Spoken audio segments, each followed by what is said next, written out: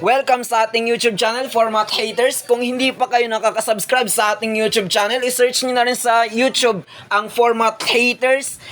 At pindutin nyo na rin yung subscribe doon at yung bell para lagi-lagi kayong updated kung sakasakaling mag-upload tayo ng iba't ibang mga problem sa math. At i-like nyo na rin at i-share nyo na rin sa mga katropa nyo at mga kaibigan nyo at mga kaklase nyo na gustong matuto sa math. Okay. Ngayon, nasa part 6 na tayo ng arithmetic sequence. Ito ay nakaayos sa fraction. Ito ay kaiba siya sa ating part 5. Kahit na fraction siya ito ay iba. Kaya ginawa ko ito ay para hindi na kayo mahirapan pa sa mga kung may encounter man kayo ng pagdating sa arithmetic sequence. Ito yung dahilan kung bakit ginawa ko ito para sa mga hindi mahilig sa math at magustuhan niya na rin ang matuto sa math. Okay. Ang ating problem ngayon is find the 14th term of 84 divided by 78 and 80 divided by 73 and 676 divided by 68 and 72 divided by 63. Ibig sabihin, ang first term natin dyan is 84 divided by 78 at ang second term natin ay 80 divided by 73 and 76 divided by 68 is ang third term natin at ang ating fourth term is 74 divided by 64. Yan yung ating fourth term. So, ang hinahanap natin dito ay ang ating fourth term. So, paano natin ba gagawin yun? Unang-unang gagawin natin sa pag-solve ng ganito ay bago tayo pumasok sa ating pagsagot sa problem na ito, ay balikan natin muna yung ipagkumpara natin yung part 5 natin para maano natin, ano ba ito?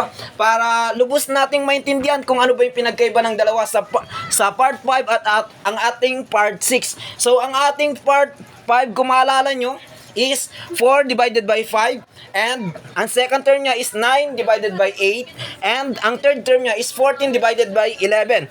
So, nagsimula siya sa maliit na number nag-end siya sa mataas na number. So, nag-increase yung kanyang number sa ayos na fraction. So, kung mapapansin nyo dito sa ating problem sa part 6 is 84. Nagsimula siya sa 84 divided by 78.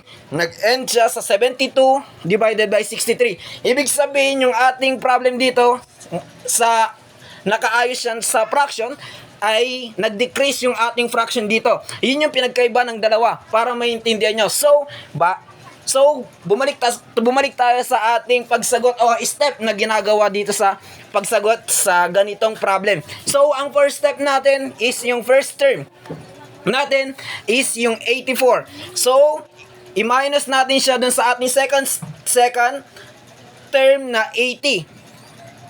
Okay? So, ganun pa rin sa part 5. Ang uunahin nating sagutan is yung ating numerator. Yung ibig sabihin, yung nasa itaas na number. Okay? So, 84 minus 80 equals to 4. Okay? So, sumunod is yung ating term. Yun naman yung ating sasagutan. So, 14 ang ating term dito. I-times natin siya dun sa ating doon sa value ng ating first step. Ibig sabihin 14 times 4 equals to 56. So, ayan na po yung ating second step. So, ang ating third step naman ay yung ating first term, okay, is i-minus natin siya doon sa ating value na second step. Doon sa yung value ng ating second step na 56. Ibig sabihin, 84 minus 56 equals to 28. So, ang pinaka-last step para sa ating numerator is yung value ng ating third step is 28. So, i-add natin siya doon sa ating value ng first step or sa value ng first step natin na 4. So, 28 plus 4 equals to 32. So, yan ang ating numerator. So, ang susunod na gagawin natin dito, dahil nalaman na natin yung sagot ng ating numerator, is hanapin naman natin yung ating denominator. So, ang ating denominator ay yung nasa ibabang number. Ibig sabihin yung 78, 73, 68, and 63. So, yan yung ating denominator. Hanapin natin kung ano yung magiging sagot ng ating denominator. So, ang first step is ganun pa rin. Yung ating first term sa ating denominator is yung 78 at yung second term natin is yung 73 at yung 68 natin yan yung third term at ang fourth term natin ay yung 63. So, i-minus na natin ngayon yung first term natin na 78 minus sa ating second term na 73. So, 78 minus 73 equals to 5. Okay? Ang second step naman natin is yung 14 term natin. Ita-times natin siya doon sa, i-multiply natin siya doon sa ating value, doon sa value ng ating first step na 5. So, 14 times 5 equals to 70. So, the third step ay yung ating first term na 78 ay ima-minus natin siya dun sa ating dun sa value ng ating second step na 70. So, 78 minus 70 equals to 8. Okay? At ang last step natin is yung value ng ating third step na 8 ay i-add natin siya dun sa ating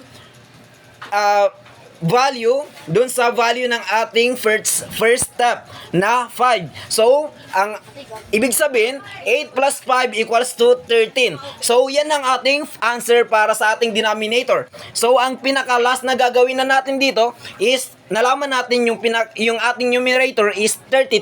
So, nalaman natin din ang ating denominator is 13. So, ilalagay lang natin sa itaas yung 32 at ilalagay naman natin sa ating baba yung 13.